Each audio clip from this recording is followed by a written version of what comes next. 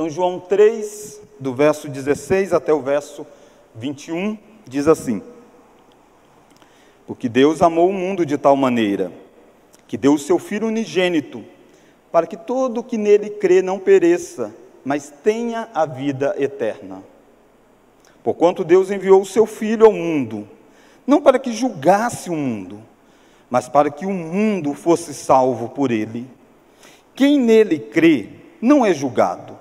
O que não crê já está julgado, porquanto não crê no nome do unigênito Filho de Deus. O julgamento é este, que a luz veio ao mundo, e os homens amaram mais as trevas do que a luz, porque as suas obras eram más.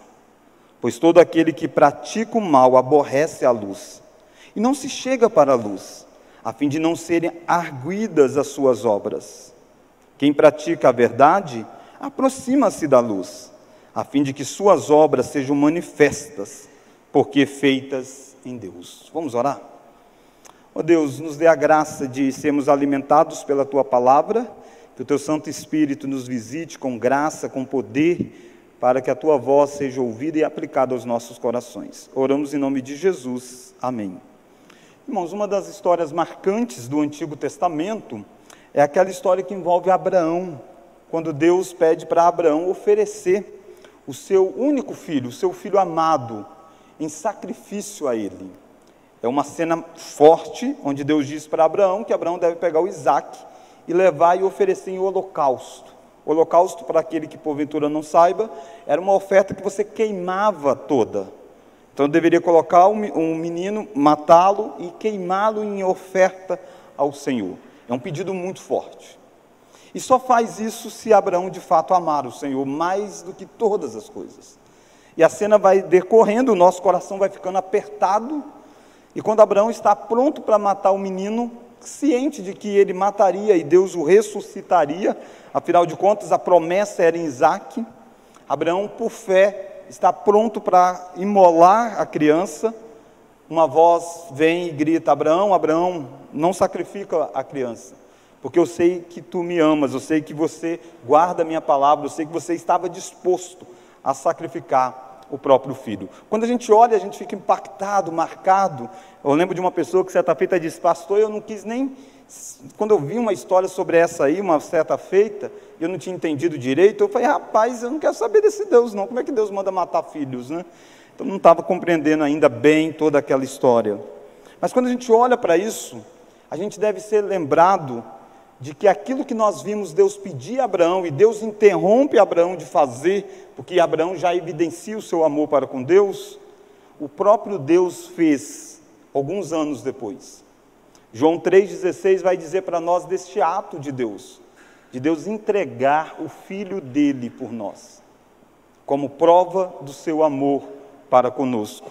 Nessa noite eu quero conversar com você sobre salvos ou condenados. Salvos ou condenados. Nós entramos neste texto de João capítulo 3, verso 16, até o verso 24, após percorrer algumas coisas do Evangelho de João. E no último domingo nós nos deparamos com Jesus conversando com um homem, que é Nicodemos, um religioso, alguém de boa moral, mas alguém que precisava nascer de novo. E a única forma de Nicodemos ou qualquer outra pessoa nascer de novo é através da ação do Espírito, que vem dentro do coração, regenera, fazendo com que a pessoa tenha como responder com fé e arrependimento àquela obra que Deus fez. Então precisa da ação do Espírito, e essa ação do Espírito se dá por causa de uma obra objetiva de Cristo na cruz do Calvário. Jesus tinha dito para Nicodemos que importava que ele fosse levantado, assim como a serpente foi levantada no deserto, e aquele que olhasse para a serpente fosse curado. Assim era o processo daquele que nasceu de novo. Precisava olhar para Cristo morto, crucificado, para que pudesse ser reconciliado, ter o seu pecado sanado através da obra de Cristo. Depois todo esse diálogo com Nicodemos, nós encontramos uma declaração aqui que vem do evangelista João, explicando para nós a base disso tudo. A base disso tudo começa com um porquê. Então está interligando com a sessão anterior e dando a explicação do porquê que a serpente, porquê que o filho, melhor dizendo, deveria ser levantado assim como a serpente foi. Porquê que o Filho de Deus deveria ser morto na cruz do Calvário. Por quê? Salvos ou condenados está ligado a essa relação com essa obra de Jesus Cristo. E eu quero ver 3 lições com você, neste texto tão conhecido. A primeira delas é a melhor notícia. E a melhor notícia é que há um Deus que ama. A melhor notícia que nós podemos ouvir é que há um Deus que ama. A mitologia grega tem vários deuses nela, e boa parte deles vive irados com os homens. E há coisas terríveis no panteão grego da mitologia. Mas o Deus revelado da Escritura, o único Deus verdadeiro, que subsiste em 3 pessoas, Pai, Filho e Espírito Santo, este é um Deus pródigo em amar. E o texto vem mostrar isso para nós no capítulo 3, verso 16, o texto mais conhecido de toda a Escritura. Vamos ler? Porque Deus amou o mundo. Então, amou o mundo.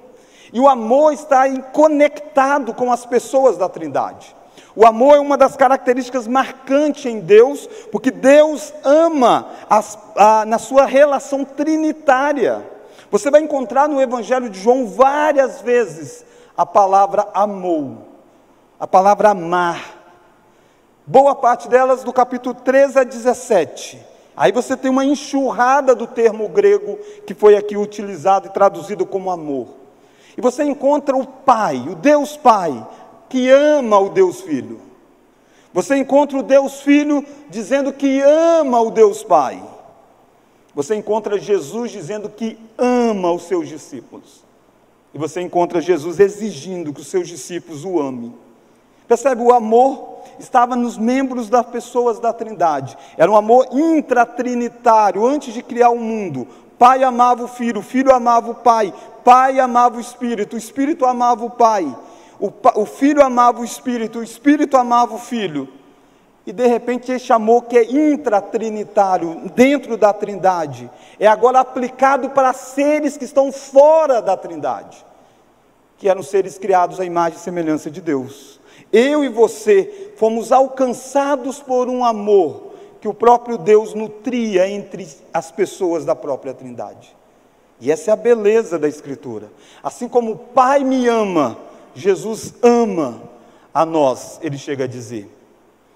Há um amor intratrinitário que se expande para fora da Trindade e alcança o mundo. É disso que João está dizendo, deste Deus que ama. E perceba o objeto do amor aqui manifestado. João 3,16 diz, porque Deus amou o mundo. E essa ideia de amar o mundo é a ideia que você precisa ter como um judeu tinha naquele primeiro século, para você entender o que João está dizendo aqui. O judeu tinha plena convicção que Deus amava. Já tem muito tempo de história bíblica. Ele já tem todo o Antigo Testamento. Eles têm declarações belas de Deus demonstrando o seu amor para com o seu povo.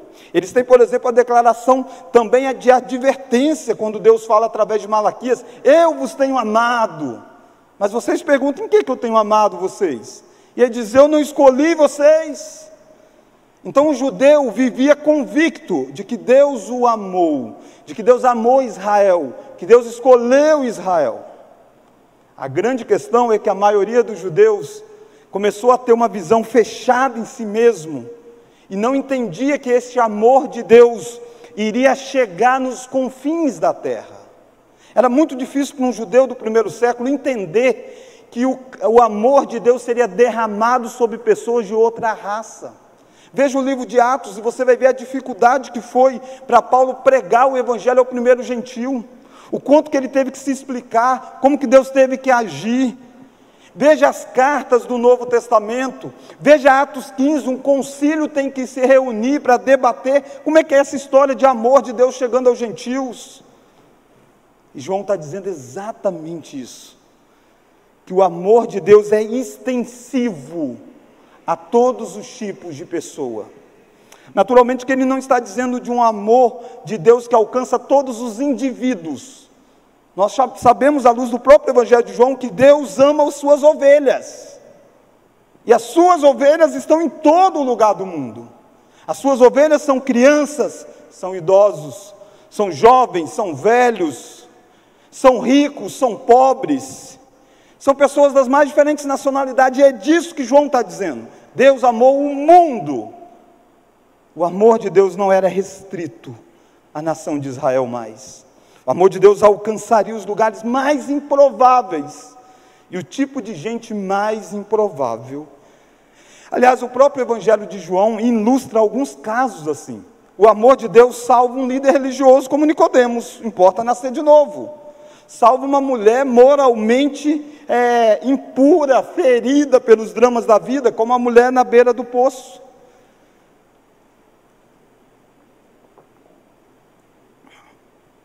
O amor de Deus se manifestou de forma para um oficial romano, o soldado que trabalhava para o império que oprimia o povo. E o amor de Deus se manifesta aqui no Evangelho de João a ele.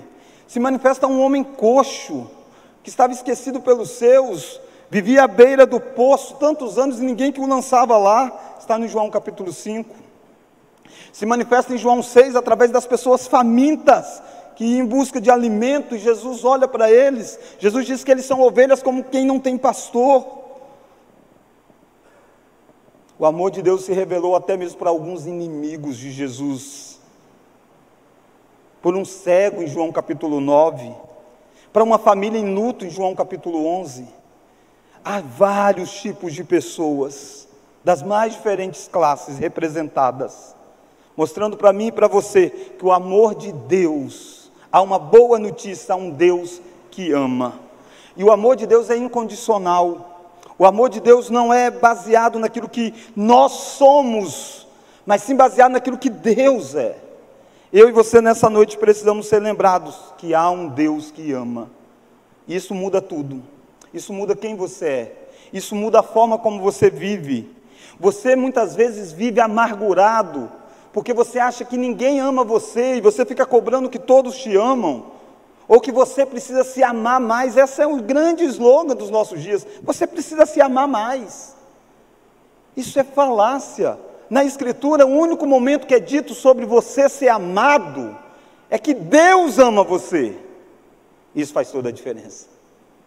Aliás, nós não precisamos nos amar mais. O grande ponto é nós deixarmos de nos amar para amar a Deus, para amar o próximo, para viver debaixo do amor redirecionador da nossa identidade. Irmãos, há muitas pessoas que vivem a ditadura do amor, em busca de sentir-se amado, e as pessoas entram em dívida, vivem uma vida de aparência para impressionar os outros. Nessa noite você tem uma grande notícia para você: Deus é um Deus que ama. E qual é a evidência desse amor? Está claro no texto, olha para João 3 de novo. Porque Deus amou o mundo de tal maneira, apontando para uma intensidade imensurável, que deu o seu Filho unigênito. Deu o seu Filho unigênito. Filho já era suficiente para evidenciar amor. Você pode ter quantos filhos você tiver, você não dá um por alguém. Deus não exige isso de você. Bastasse ele dizer que Deus deu um filho por nós. Mas o texto faz questão de ir mais fundo para mostrar o amor, para dizer o unigênito, o único filho de fato que Deus Pai tinha, o único eternamente gerado, daquelas pessoas da Trindade, Pai, Filho e Espírito Santo. O Filho foi dado em duas dinâmicas, dado na encarnação, tornando-se um homem como nós, e dado na crucificação, na morte por nós. Esta é a evidência do amor de Deus. É desse amor que João está dizendo. É desse amor que eu e você precisamos viver debaixo da consciência disso, tomando posse dessa realidade, ciente de que o amor de Deus se deu na cruz do Calvário. Se você creu em Cristo, Você é alguém amado por Deus, mesmo que você não tenha nada nesse mundo. Eu não estou dizendo que isso vai acontecer com você. Pela graça de Deus, nós recebemos tantas dádivas dele aqui. Mas o amor dele é provado na obra de Cristo na cruz. Por isso eu não sei como você chega aqui. Eu não sei como é que estão as particularidades da sua vida, da sua alma. Eu não sei o quanto você tem achado e medido o amor de Deus pelas circunstâncias. Nessa noite Deus trouxe você aqui para ouvir que a base do amor dele, a evidência do amor dele, é o Filho morto na cruz do Calvário. Lá você vê que Deus amou você. E qual foi o propósito desse amor? Para que Deus mandou o Filho? Só para dar uma cena para nós do que é amor? Não, foi para uma grande missão. Ele entrega o Filho para uma missão. Isso é muito importante, porque várias vezes Jesus vai lidar com isso no seu ministério. Jesus vai dizer que ele veio ao mundo para fazer algumas coisas. Ele disse: eu vim ao mundo para fazer a vontade daquele que me enviou. Eu vim fazer a obra daquele que me enviou. E João 3 mostra para nós o que é isso. Olha lá, João 3, verso 16. Porque Deus amou o mundo de tal maneira que deu o seu Filho unigênito para que todo que nele crê, vamos ler? Não pereça, mas tenha a vida eterna. Perecer e vida eterna. Para que não pereça, mas tenha a vida eterna. Verso 17. Porquanto Deus enviou o seu Filho ao mundo, não para que julgasse o mundo. Vamos ler? Mas para que o mundo fosse salvo por ele. Esse envio de Jesus, o judeu aguardava a vinda do Messias, mas na cabeça de um judeu não estava muito clara a separação entre dois momentos que o Messias faria. Primeiro, estenderia a graça salvífica a todos os povos, e segundo, traria juízo aos rebeldes. Mas na mente do judeu isso se dava tudo junto. E o judeu estava pronto para a chegada do Messias, para dentre tantas coisas, punir Roma. Para dentre tantas coisas, destruir o império que governava sobre eles. Lembra que o próprio João e outros discípulos, certa feita, estavam indo para Jerusalém, e eles param numa aldeia, a aldeia dos samaritanos, e eles querem ficar naquela aldeia. Mas porque eram judeus, havia uma briga entre judeus e samaritanos, os samaritanos não deram repouso para ele, disseram: ele tem semblante de quem vai para Jerusalém. E os discípulos disseram: Jesus, quer que nós roguemos para que desça fogo do céu e destrua eles? Percebe o desejo de que juízo caia? Aí Jesus tem que adverti-los, dizer: nosso reino é diferente. Nós não viemos destruir os homens, nós viemos salvá-los. Este é o propósito do amor de Deus, este é o propósito do envio de Jesus a este mundo. É para isso que ele sai da glória que tinha, se encarna, vive, morre, ressuscita, para que pessoas não pereçam. Desde a queda de Adão, todos iriam perecer. E perecer não é deixar de existir. Perecer é a ideia de ser eternamente banido da vida com Deus. A luz de Paulo é a eterna destruição. A luz do próprio Jesus é ser lançado no lago de fogo que nunca cessa de queimar. É estar exposto ao verme que nunca cessa de destruir. Perecer é algo terrível, queridos. Deus enviou Jesus para que você não perecesse. Sem a obra de Cristo, você iria perecer. Não tem outro caminho, não tinha outro jeito. O próprio Jesus chegou a orar ao Pai, dizendo: Pai, se possível, passa de mim esse cálice. Mas se não, seja feita a tua vontade. O único jeito que eu e você não perecêssemos no inferno eternamente era se o Filho amado de Deus redimisse a nossa vida, pagasse o nosso pecado, substituísse nós na condenação, suportar a ira em nosso lugar. Este é um Deus que ama. É desse amor que eu estou dizendo. O amor que mudou a sua eternidade. O amor que mudou como você viverá para todo sempre. Se você não vai perecer, não é porque você ficou bom o suficiente para não perecer. É porque Deus amou você e enviou Jesus Cristo por você. Este é o primeiro ponto que eu gostaria que nós percebêssemos. A melhor notícia: há um Deus que ama. O objeto do amor é o mundo.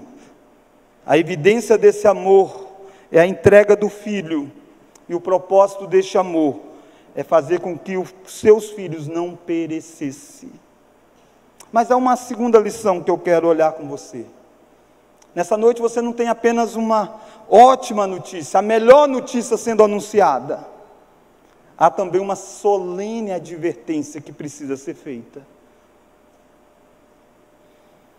Olha o verso 18. O verso 18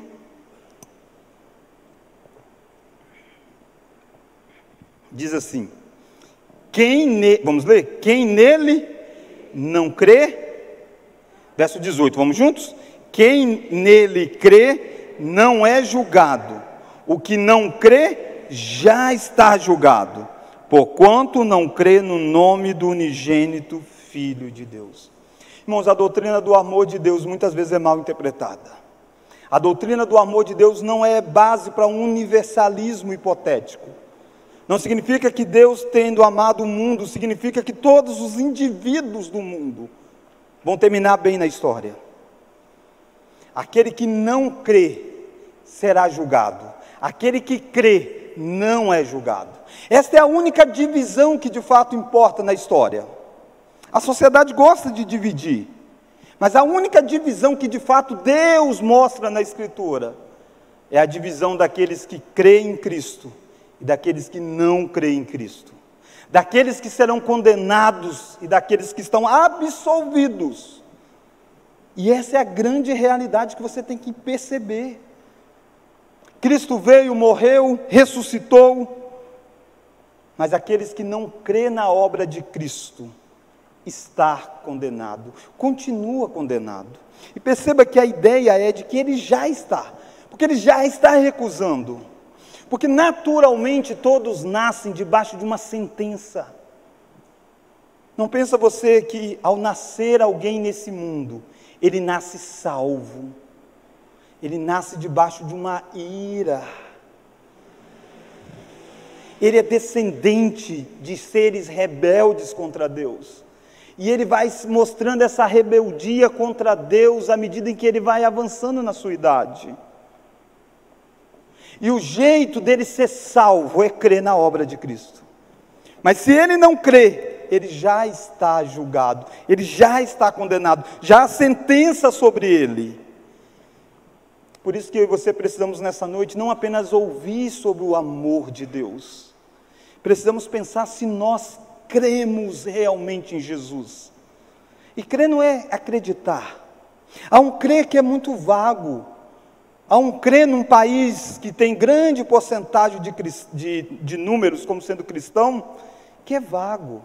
Tiago chega a dizer que os demônios creem e tremem. Não é desse acreditar que ele está dizendo. Ele está dizendo de confiar, de se apropriar da obra de Cristo, de perceber o Evangelho, entender o Evangelho. Tiago vai fazer uma relação de crer verdadeiro com obras. Ele diz que a fé sem obra é morta. É desse crer que você precisa filtrar a sua vida. Eu acho que tem muita gente fora de igreja que, por entender errado essa palavra que Deus ama, eles estão indo para o inferno condenados. Nessa noite você precisa sair daqui diferente da sua mentalidade, avaliando a si próprio e convicto de que você precisa chegar aí fora e dizer mais do que assim: Deus ama você. Às vezes a gente acha que evangelizar é dizer isso, né? Deus te ama. O que a pessoa está entendendo com essa frase, Deus me ama? Será que isso significa que eu vou continuar vivendo do mesmo jeito e Deus me ama? Então a gente precisa levar João 3,16 adiante na história bíblica. Quem não crê está condenado. O universalismo hipotético, a ideia de que todo mundo se salva no final, é uma das grandes heresias. A Bíblia fala mais de inferno do que de muitos outros temas que nós gostamos tanto. A Bíblia diz que larga é a porta, espaçoso o caminho, e são muitos que vão por ele. No último dia, muitos ouvirão: afastai de mim, maldito, para o fogo eterno. Irmãos, o Evangelho não mudou. Nós não gostamos muito de falar de penas eternas, mas elas existem. A obra de Cristo, dentre as funções dela, é nos libertar, nos livrar das penalidades eternas. Mas aquele que não crê estará sob penalidade eterna. Ele não veio julgar o mundo, foi na primeira vinda. Ele não veio mesmo. Os discípulos queriam que ele julgasse Roma. A multidão queria que ele assumisse controle. Não, ele veio para morrer, porque essa é a obra de salvar. Mas ele virá como juiz. E não tem como correr, não tem como fugir, não tem como escapar. Todos terão que estar diante dele. E aquele que creu não será julgado, não será condenado. Já passou da morte para a vida.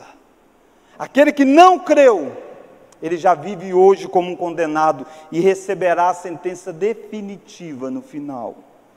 Esse é o tipo de julgamento que nem a morte nos livra dele. Se a gente morrer antes do último dia, quando ele voltar, ressuscita. Crer é a única solução de se livrar da penalidade eterna. John Piper, um pastor muito famoso, conhecido do nosso tempo,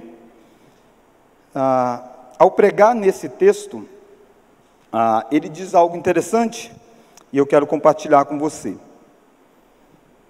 E ele estava apresentando, o sermão que ele faria, e ele diz assim: se você está acostumado com uma pregação tranquila de 20 minutos, eminentemente prática, não é isso que vai encontrar.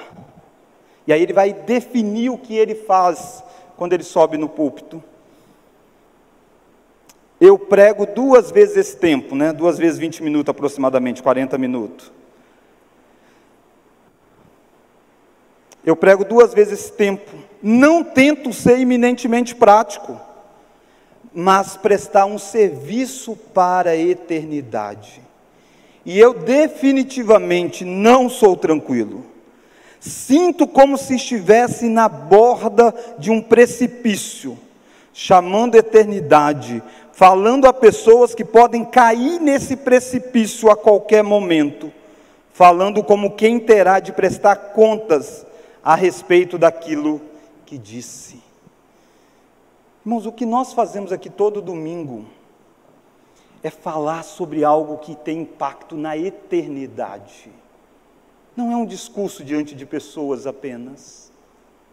Mas muitas vezes a gente tem transformado o culto, a pregação, em momentos assim, como a gente pode ver e dizer: nossa, que bonitinho. Não foi tão bonitinho.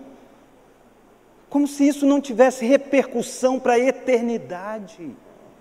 Nós estamos falando de coisas que vai levar você ao céu ou ao inferno. É disso que a Bíblia trata. É disso que Jesus veio nesse mundo andar com pecadores. O mundo está ou condenado, e alguns estão salvos, por causa da reação à obra de Cristo. No seu serviço, pessoas estão condenadas ou estão salvas, dependendo da relação que ela estabelece com Jesus. Na sua família, pessoas estão condenadas ou estão salvas, dependendo da relação que estabelecem com Jesus. Você está salvo ou está condenado, dependendo da relação que estabelece com Jesus. Essa é a grande divisão. Mas eu quero chamar a sua atenção para a terceira e última lição. Se a primeira é a grande notícia, é um Deus que ama. A segunda, uma solene advertência a pessoas condenadas e a pessoas que não estão condenadas. A relação está como se apropria da obra salvífica de Cristo. A terceira e última lição é a triste constatação.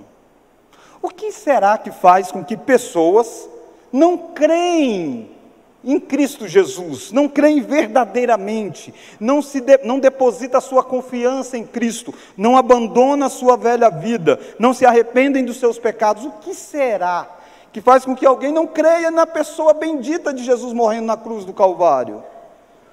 Muitas pessoas dizem, eu acho que é uma questão intelectual. Não é intelectual. A questão não é intelectual. João diz para nós que a questão é moral. A triste constatação é por que há pessoas que não creem em Cristo. João vai dar a razão aqui, você precisa saber dela. Olha lá o verso 19. O julgamento é este. Vamos ler? Que a luz veio ao mundo, e os homens amaram mais as trevas do que a luz. Só um minuto. A luz é Jesus, Jesus vai dizer, eu sou a luz. João 1 diz que o verbo se fez carne, a luz veio e as trevas não prevaleceram. O julgamento é esse. A luz, que é Jesus, veio ao mundo, e os homens amaram mais as trevas do que a luz. Você diz, por que isso? Olha a continuidade. Porque as suas obras eram más. É uma questão moral. Verso 20. Pois todo aquele que pratica o mal aborrece a luz, e não se chega para a luz, a fim de não ser arguidas as suas obras. João está dizendo que toda a resistência a crer em Cristo é uma questão moral. As pessoas não amam Cristo, porque elas querem que as obras dela, que são más, não sejam reveladas. Quando a pessoa está fazendo alguma coisa errada, ela gosta de fazer às escondidas. Ela não gosta de ser visto. E a cena de João é de que o seguinte, quando nós nos aproximamos de Cristo, ou quando Cristo se aproxima de nós, melhor dizendo, há uma luz que joga em nós, e as nossas obras são manifestas. Quem nós somos é manifesto. E por amar as obras más, por não querer desvestir-se das obras más, a gente quer ficar longe da luz. Você deve conhecer alguém, ou talvez até você mesmo, é daqueles que tem medo de fazer um exame. Vai no médico, tem que fazer um exame, você tem medo de fazer. Não é medo do procedimento, se vai ser perigoso, não, porque você diz, rapaz, se eu for no médico e me pedir um exame, vai que eu descubro que eu estou com uma doença tal. A gente acha assim, se eu não ficar sabendo que eu estou doente, está tudo bem. Você sabe que não, né? Mas a gente quer se iludir, né? Não é um exame que vai deixá-lo doente. O exame vai lançar luz. E quando lança luz, há tempo de tratar, de recorrer, fazer várias coisas. Mas o medo de ser exposto a quem nós somos faz com que a gente não queira muitas vezes isso. Espiritualmente é a mesma coisa. A gente foge da luz. Por que muitos não querem ler a Bíblia? Porque vai mostrar o pecado dele. Quantas pessoas dizem assim, gente, não precisa conversar comigo, eu não quero nem, vai falar um monte de coisa, vai dizer que eu estou errado. Quantas pessoas falam assim, eu não vou conversar com o pastor não, e vai dizer que eu estou errado. A gente não quer ser exposto. É por isso que João está dizendo, eles amaram as obras. Então eles querem ficar longe da luz, querem viver encobertos. A grande questão é que no último dia, não tem como ficar encoberto. Mas João diz no verso 21 que quem pratica a verdade, aproxima-se da luz, a fim de que as suas obras sejam manifestas. Aí você diz, pastor, então é por obras? Não, porque olha no finalzinho do verso 21, porque feitas em Deus. Quando nós nos aproximamos da luz, nós sabemos quem nós somos. O nosso pecado se torna evidente, queridos. A cruz, se tem algo que a cruz mostra, é que você é imperfeito, que você é falho, que você é o pior pecador. Porque senão não precisava Jesus morrer na cruz. A cruz lança luz, dizendo, você não é capaz de se salvar. E aí as nossas obras começam a ser feitas em Cristo.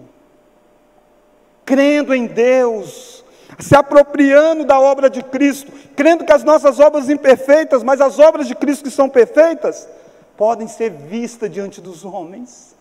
E aquilo que é trevas vai se tornando luz em nós. Afinal de contas, a luz veio e as trevas não prevalecem contra ela. Irmãos, lindo disso aqui é que vem depois da história de Nicodemos. Nicodemos foi ter com Jesus, era de noite. Ele estava em trevas. Ele precisava nascer de novo. Ele não queria ser visto, por isso que ele vai à noite. E Jesus está dizendo, a relação que tem que ser praticada com a luz, é que a luz lança a luz sobre quem nós somos. Nicodemos vai entendendo isso devagar. Em João, mais à frente, ele já diz, defende Jesus. E no final, quando Cristo está pregado na cruz, o amor de Deus revelado, Nicodemos vai lá e pega o corpo de Cristo, participa do processo de retirar Cristo da cruz, está identificado, a luz está aí, as obras dele estão sendo vistas. Eu quero terminar perguntando para você, se você tem lido a Bíblia, se você tem buscado tomar as decisões da sua vida, considerando o que Deus diz sobre isso. Essas são características se você está na luz. Muitas vezes nós sabemos e a gente quer ignorar, a gente não quer nem encontrar com alguém que possa advertir do nosso erro. Eu quero lembrar você que você, nessa noite, ou será salvo, ou será condenado, dependendo da relação que você tem com Jesus. Se você creu em Cristo, você tem consciência do amor de Deus? Você sabe do que Deus livrou você? Se você sabe, por que você tem adorado a Deus tão pouco? Se você sabe que Deus mudou a sua eternidade, por que você tem faltado muitas vezes o culto? Por que você tem deixado de se derramar diante de Deus? Por que você tem deixado de ter comunhão com a luz, se você sabe daquilo que Ele libertou você? Irmãos, eu espero que você veja nesse texto de João o tempo todo, que a grande questão é amor.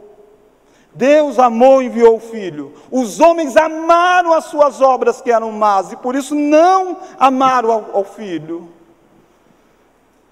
Quanto mais você conhecer do amor, daquilo que Deus fez por você, a reação a Ele é de mais amor a Deus. Às vezes as pessoas querem resolver a negligência dos cristãos impondo leis. Precisa fazer isso, fazer aquilo outro. Eu acho que a gente precisa conhecer mais do Evangelho. Quanto mais conhecemos da obra de Cristo, nosso coração deve explodir em louvor a Ele. Se você tem dificuldade em adorar a Deus, é que você teve dificuldade de entender quem você era e o que Cristo fez por você. Você já pensou, se você tem vivido manifestando as suas obras em Cristo diante das pessoas? Ou você é alguém um tanto quanto que dúbio aí fora ainda? Alguém que age muito nas sombras. Quem está em Cristo, a luz deve brilhar. E mesmo os seus defeitos devem ser vistos pelos homens. E o seu progresso deve ser visto pelos homens. E a sua salvação ser vista porque você está em Cristo, não em você mesmo. Vamos orar? Ó Deus, nessa noite nós participaremos da mesa do Senhor, que é a ceia. A evidência visível do amor do Senhor para com o teu povo. Obrigado porque nós participaremos de um sacramento, ó Deus. Poderemos comer e beber daquilo que simboliza o teu corpo e o teu sangue. Deus, talvez há pessoas entre nós aqui que ainda não estão salvos, porque ainda não creram em Cristo, porque ainda não estão na luz. Que nesta noite, ó Deus, possa haver conversão verdadeira nos corações. E aqueles, ó Deus, de nós que já somos salvos, nós possamos empolgar com aquilo que o Senhor fez por nós. Está tudo certo conosco. Nosso futuro é grandioso, será a eternidade com o Senhor por causa da obra do teu Filho. Obrigado, Deus, porque o Senhor nos ama e isso nos basta. Obrigado porque nós não precisamos de nenhum outro amor, além do amor do Senhor para conosco. Oramos em nome do Teu Filho Jesus Cristo. Amém.